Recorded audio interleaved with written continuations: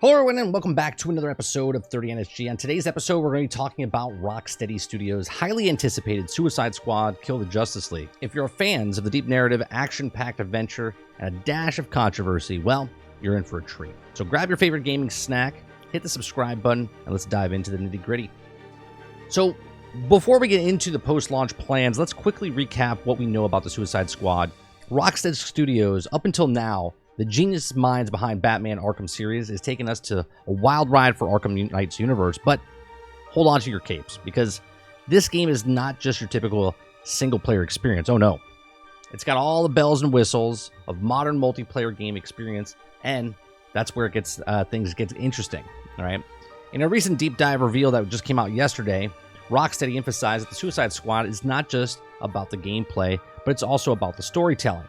Now, I absolutely love the storytelling from Rocksteady, from what they did with Batman and whatnot in the past. So this game, a lot of people weren't really, happy or surprised about this when they first saw it last year. They were a little disappointed about the guns and whatnot, shooting at the purple little pimples on the back of everything. But I'm interested because of the storytelling. The Justice League are bad guys. You're the Suicide Squad. You're the bad guys, but now we're the good guys. And, the story just kind of is interesting to me, so I'm looking forward to the campaign. Now, they promised us a story-driven action-adventure game, right? That'll keep us on the edge of their seats, as they say.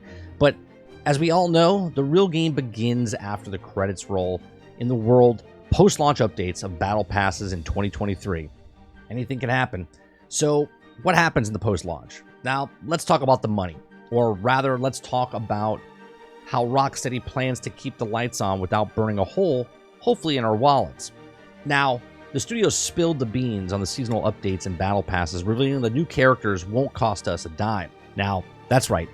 You won't need to reach into your credit card or your wallet to expand the roster of heroes. Now, this could be a good thing or a bad thing. I'll kind of touch on that in just a sec. But if you're feeling a little bit fancy and you want to get the deluxe edition for $100, you're not only going to get the game, but you're also going to get exclusive goodies, outfits, and the golden ticket to a premium battle pass, or I think they say it's a token.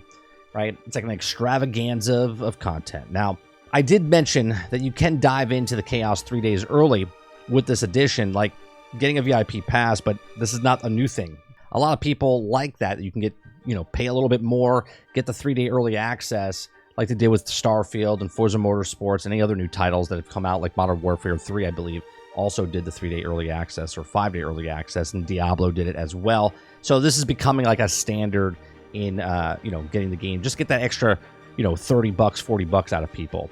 Now for the standard edition, if you're sticking to the good standard edition, fret not. Post-launch DLC is still on the table, and it won't cost you an extra penny. Look, it's Rocksteady's way of saying we got you covered no matter your budget, right? So if you want to pay $60 $70, or if you want to pay $100, there you got it. Okay, now I think we might see the game come to a Game Pass. And the reason I say this is because the leaked documents from the Blizzard trial back when Xbox was, trying to purchase them, it leaked out where they said that it would cost them $250 million for day and date on the Xbox.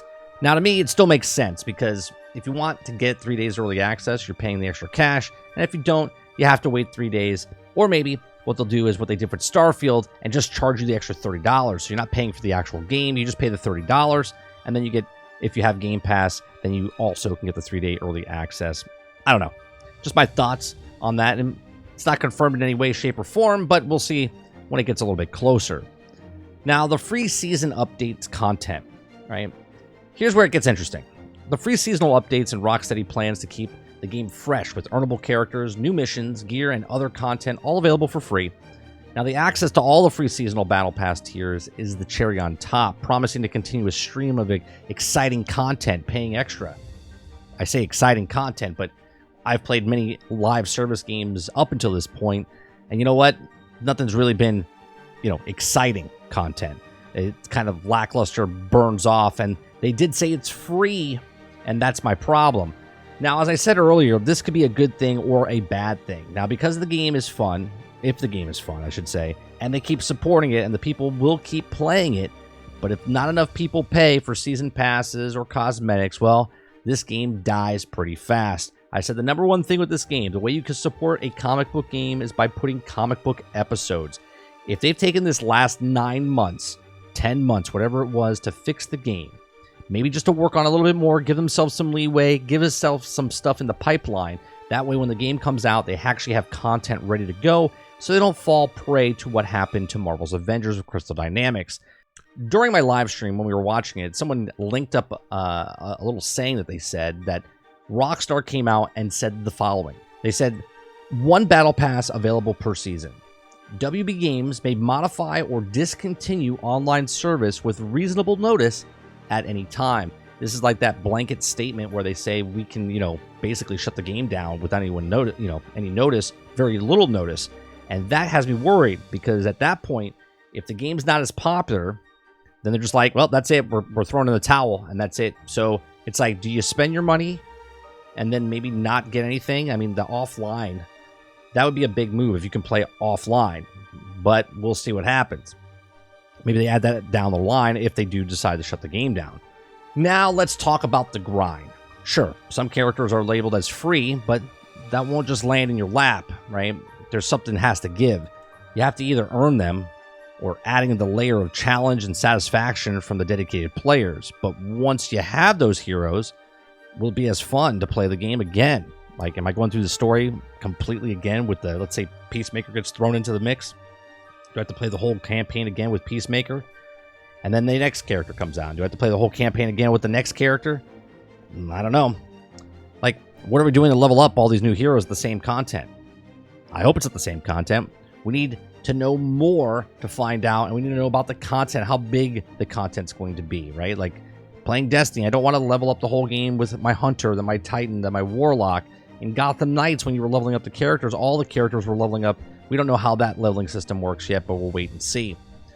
Now, let's hope they learn from the past of Marvel's Avengers, but can Suicide Squad succeed where others like Marvel's Avengers may have stumbled? Remember, when Rocksteady unveiled the gameplay footage last February and fans weren't completely sold, they took a step back, polished the game, as they said, and now we're cautiously optimistic, right, that they can strike that perfect balance between engaging gameplay and avoiding the pitfalls of a live service monetization.